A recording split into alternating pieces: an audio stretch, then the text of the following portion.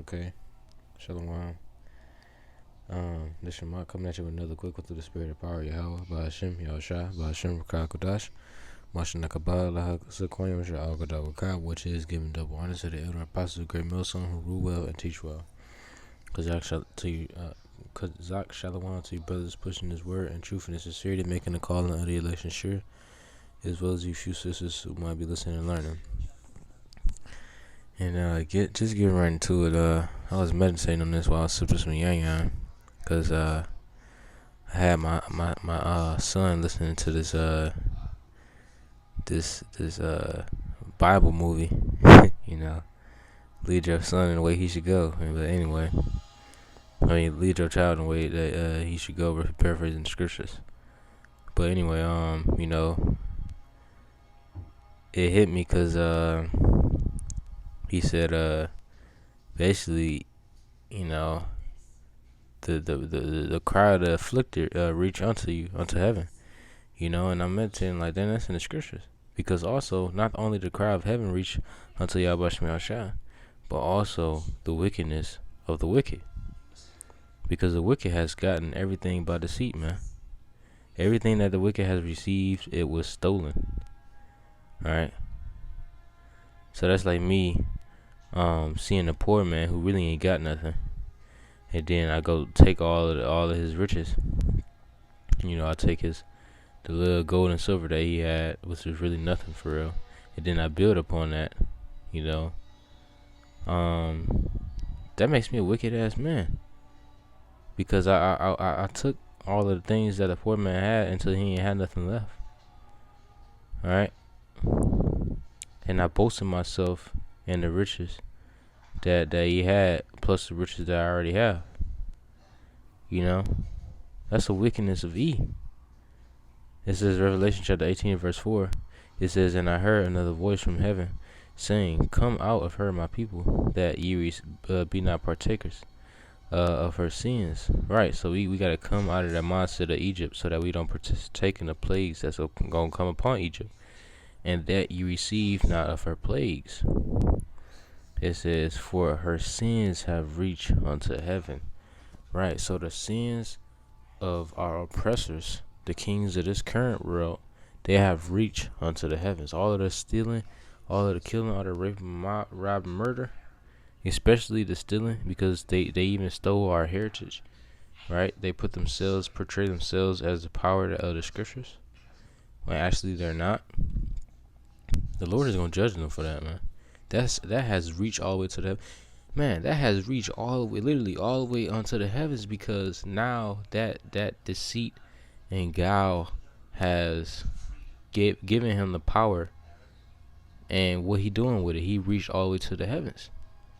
His satellites, right?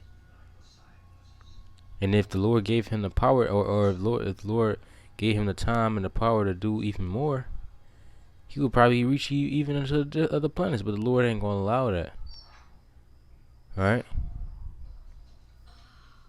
Because this is enough, especially with the cry of the righteous. Especially with the cry of the righteous, man. Because the cry of the righteous has reached unto Yahweh Shai. This is the book of Job, chapter 34, verse 28. So that they cause the cry of the poor to come unto him, and he heareth the cry of the afflicted. So those ones that you have in oppression through your stealing, the Lord hear their cry. Their cry has reached all the way into the heavens, man. There's another one in the book of Sirach.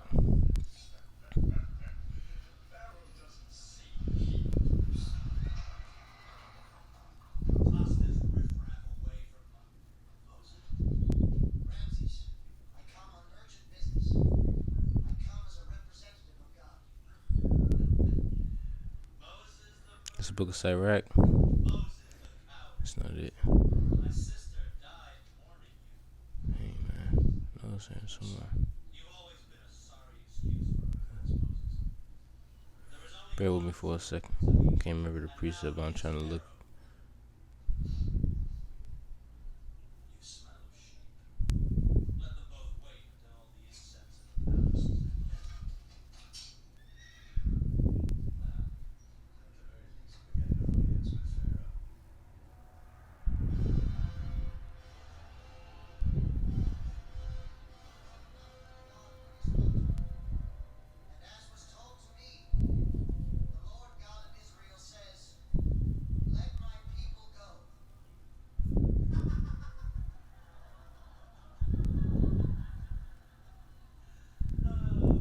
This book of Sirach 21 verse 5. A prayer out of the poor man's mouth reacheth to the ears of Yahweh Shem Shai.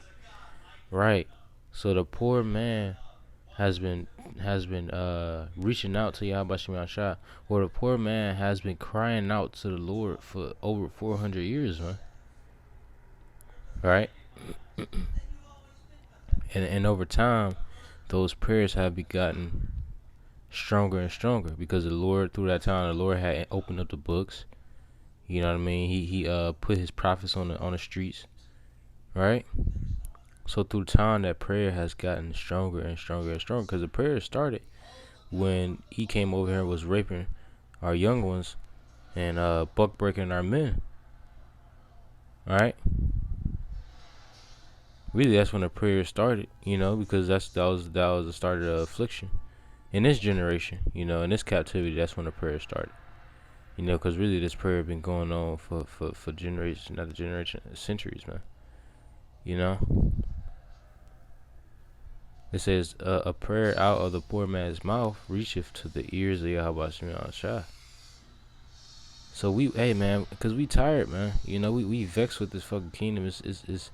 We tired of this damn kingdom. We tired of captivity in general. We done been through captivity after captivity, man. The scriptures say, they wear out the saints of the prophets, man. We're paraphrasing. So this shit is pretty much like, man, it's like, fuck this, man. We ready for your hell shot, man. It says a prayer out of a poor man's mouth reacheth to the ears of Yahweh Shai, and his judgment cometh speedily. Right. So we hasten. We looking for that speedy judgment, man. The coming and a hasten of Yahweh Shai. Yahweh Shai, man. That's the poor man's cry. The ultimate poor man's cry is that Yahweh Shai come back. Right?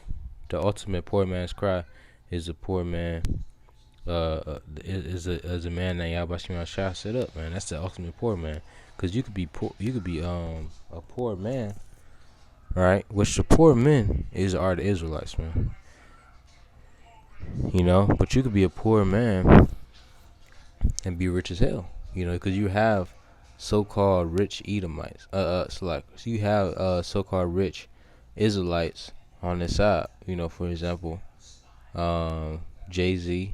You know what I mean? The guy who made the beats, Dr. Dre. These new rap jakes. Migos, Lil Uzi and stuff. But also you could be a poor man, because they the poor men. They are the Lord's people, man.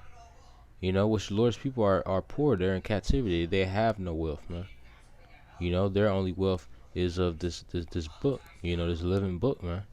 But a majority of Jake don't have this living book. They have it because the Lord has given it unto them, but they don't have it because they don't have this knowledge, wisdom, and understanding, which is Yahweh Shai.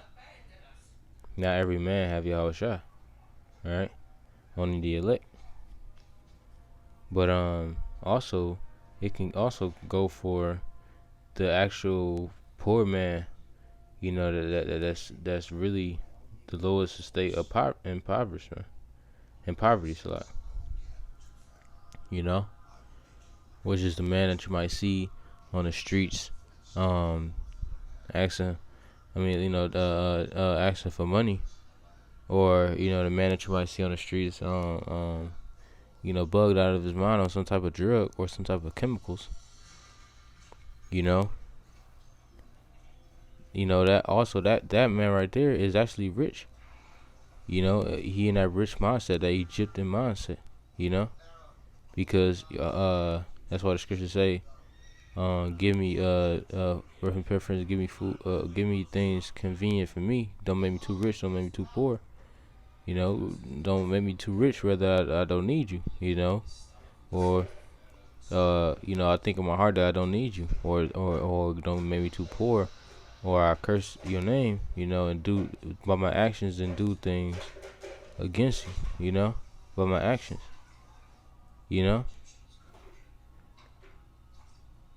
So you could be rich and poor in a rich mindset, you know. But we that poor man and that poor mindset, man. You know, the perfect balance.